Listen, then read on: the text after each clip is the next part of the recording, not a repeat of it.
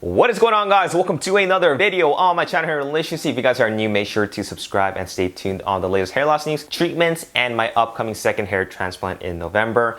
I'm actually going to be going back to South Korea to add more density into the frontal portion of my hairline, so stay tuned for that. Also, if you want to treat hair loss using several proven and effective methods, visit my website at hairliciously.com. I have a lot of good information on the site. And there's also a lot of people who've actually had great success micro needling on balding and thinning areas to regrow back their hair. Check out my hair loss supplements, my DHT blocking shampoo, and my recently released hair loss serum and my laser helmet. So today's video is in regards to a startup biotech company called Hairclone, which is headquartered in Manchester.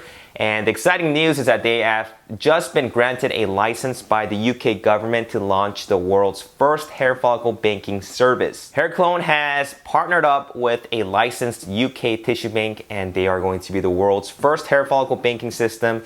What this means is men and women who are suffering from hair loss right now have the ability to have their hair follicles cryopreserved and stored for future available treatments. This hair banking service is going to be available to adults who are at least 18 years of age, and it's going to cost similar to what other tissue banking procedures are currently costing, which is currently about £2,000 in the UK or roughly $2,400 USD. The initial process with Hairclone is going to involve a consultation with the patient and the doctor to determine whether the banking follicles is going to be a good option. And if the doctor deems that you are a good candidate, there's going to be about 100 hair follicles which are going to be extracted from the back of the donor zone, kind of like how FU procedure is done. The follicles are then carefully cryopreserved to maintain cell viability before being stored at a minus 180 degrees Celsius at Hairclone's partner tissue bank. And Hairclone is currently in the works of developing a treatment plan which involves using the extracted hair follicle cells and eventually cloning and multiplying them and then implanting them back through a series of several injections into the scalp. And Hairclone states that from some of their prior research that they've been doing,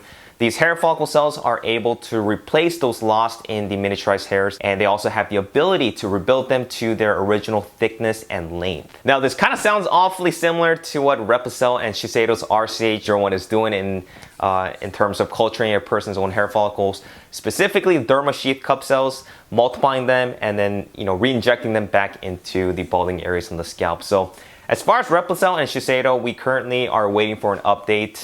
So as soon as I find out, I will let you guys know. And I did a little digging on Hairclone's, the science behind all of their hair cloning, and it confirms that they too are researching the treatment concept relating to derma papilla and the epithelial cells. The only noticeable difference between Replicell's RCH01 and Hairclone's research is obviously that Replicell does not need to cryopreserve their hair follicles in any of their tissue bank. And according to Hairclone's medical director, Dr. Farjo, the idea behind banking hair follicles right now, before treatments are available, is being able to take these follicles at the earliest age possible. The cells will then be preserved and stored when they are young, and when they're optimally viable. So it's shown that the number of hair follicle cells within a hair follicle steadily declines as we age. So storing these follicles at an ultra low temperature then pretty much stops the clock on their aging process. And Dr. Farjo also mentions that banking allows for multiple personalized cell therapies over many years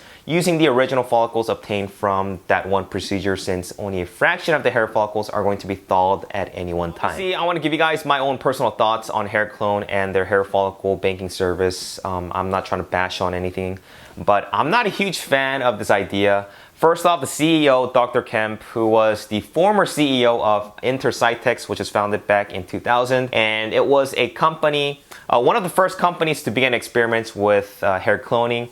Their phase 3 was a total disaster. It didn't show any good results. And in 2008, the company admitted that they failed in fully developing hair cloning therapy, and they just decided to discontinue all of the research. And during this time, the company's financial background was also very unstable.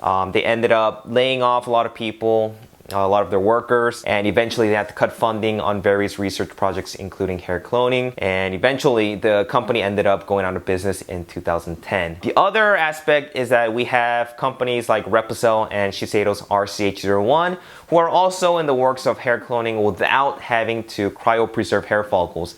The unofficial video that I covered yesterday regarding Dr. Suji's cure for hair loss also doesn't involve having to cryopreserve hair follicles. So for most people, the hairs on the back of the donor zone are going to be permanent. And even if you see like the most balding person like Dr. Phil, they're still able to retain that little horseshoe strap of hair on the back of their scalp. And most people are going to have enough DHT resistant hair follicles on the back of the scalp to be able to multiply and clone them for future treatments, including Dr. Suji and Replacel.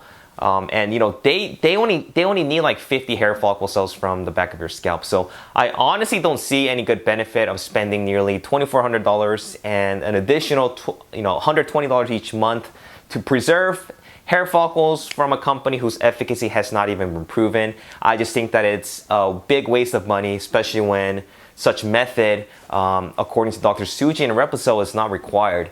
And the reality is that, you know, freezing hair follicles is the easy part, but delivering a working treatment is going to be a totally different ballgame. That's kind of like my thoughts. I want to hear your thoughts on hair clone. Let me know what you guys think. If you guys would actually spend thousands of dollars to have your hair follicles frozen in hopes of a unknown future treatment, because I sure wouldn't do that. So share with me in the comments below, and we can get a discussion started. If you guys have any questions pertaining to hair loss, hair transplants, or any of the upcoming treatments or ongoing treatments, you can shoot me an email or also just leave me some comments and I will try my best to get back to you. Thanks for watching, guys, and I will talk to you guys next time. Take care.